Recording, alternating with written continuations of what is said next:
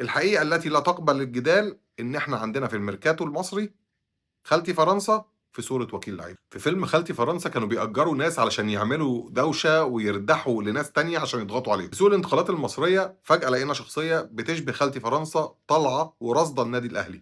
كل ما تفتح السوشيال ميديا تلاقي فلان وكيل اللاعبين، محمد عبد الله مش هيروح النادي الاهلي تاني، وامام عاشور مش هيستمر في النادي الاهلي، ومحمد عبد المنعم مش هيرجع النادي الاهلي، وانا اللي مشيته سامع ابو علي من النادي الاهلي، واي حد هيبقى عليه الطلب في النادي الاهلي انا وراه لغايه لما يطفش.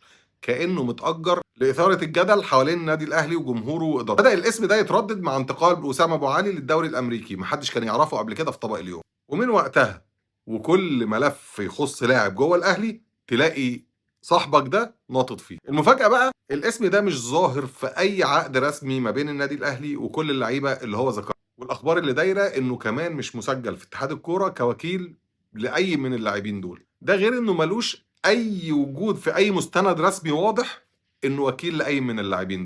كل يوم خبر جديد. الهدف حرمان الاهلي من الهدوء المتعود عليه في ترتيب بيته من الداخل، وخلق حالة توتر مستمرة وابتزاز الجمهور. الحقيقة التي لا تقبل الجدال إن إحنا عندنا في الميركاتو المصري خالتي فرنسا في صورة وكيل لعيبة.